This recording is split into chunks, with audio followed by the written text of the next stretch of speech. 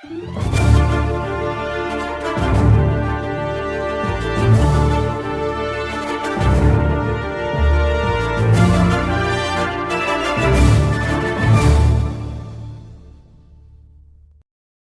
back to the Quinton Simon case.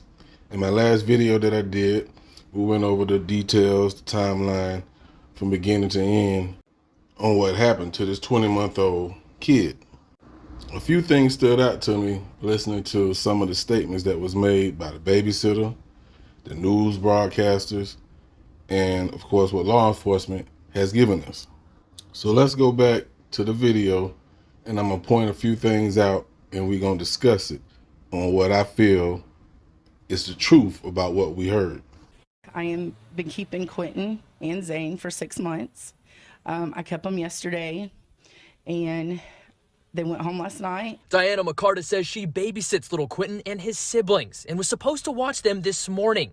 She says she was confused as to why plans would change so suddenly. I got a text this morning saying that they would not be here. I would not be babysitting them at 5:29. 30 minutes later, 6 a.m. was the last reported sighting of Quinton, according to police.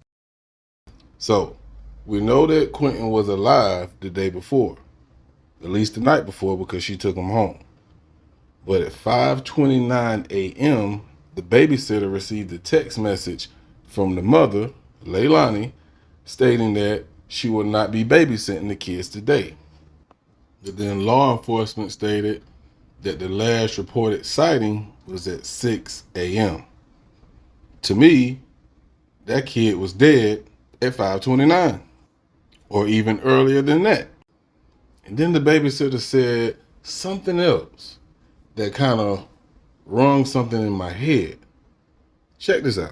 And then I get a text at 9 o'clock saying, have I seen Quinton? I immediately go to their house. I try to help them look. They didn't want that.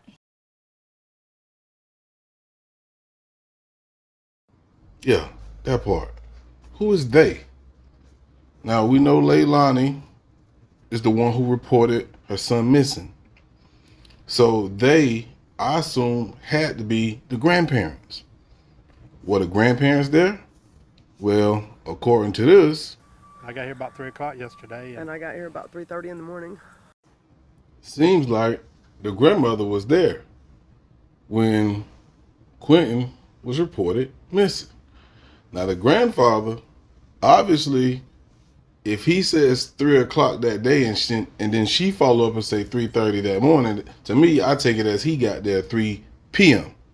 So the grandmother was there when all this went down. Or was she? Now, we know that the text message went to the babysitter at 5:29 stating that she don't have to babysit. The grandmother got home at 3:30 a.m. unless something happened to Quinton prior to her getting home. And she didn't make the phone call to the babysitter till 5:29. Now, I'm going to be judgmental right now, and please forgive me, but I'm just giving you my opinion. We can look at Leilani and pretty much say she's on some type of drug, right? And then what confirms that for me is when the grandmother stated this. She hasn't always done the right things. I don't know if I can trust her if I don't. To me, that states, that screams that her daughter's living a life that she doesn't approve of. Yeah, of course, that can mean a lot of different things. But just looking at Leilani, you sing like I sing. And I ain't got to go into details. Everybody done seen druggies. Everybody done seen drug addicts. And we seen that all over her face. You can't deny it. But I want to give a shout out to Lily Rochelle for leaving a comment up under my last video. And she made a lot of sense. And it's the truth. Check this out. Lily stated, I just got to say, this isn't the first time we had an emotional grandma actually know something about a hurt or missing kid. If you don't know what she's talking about, check this out. Came inside the house, searched the house, me and my wife. Once that didn't pan out, I got in the van. I just know that they were really good parents as far as I was concerned. I just know that they were really good as far as I was concerned. Now, right now, currently, there's only one suspect, and that's Leilani, the mother. But it's some new findings, a new update on this case that make me look at least that grandmother suspect. Check this out.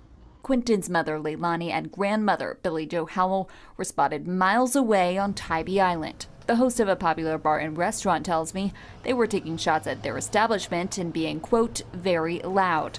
This just hours after police announced they believe Quinton's body was thrown away like trash. Now, you can take that how you want to, because everyone is entitled to their opinion. But to me, it's like they're celebrating when you have a missing kid that you claim you don't know where he's at. There's no way in hell I'm going to be seen at a bar taking shots, partying. And there's a little bit more information that was put out there, but y'all get the point. And again, look at Leilani. What did I say she looked like? Yeah, that part. Now, the latest update is law enforcement has evidence that Quinton is in a landfill in Savannah. So they already presumed that he's dead, and now they say he's in the landfill. Wonder how they figured that out. Is either a cell phone, they track a cell phone, or surveillance footage. So I decided to do some digging around to find out the address of where Quinton was last seen at. And I want to see if I can find some cameras. Check this out. On Monday, local law enforcement and federal agents researched the home where Quinton was last seen on Buckhalter Road.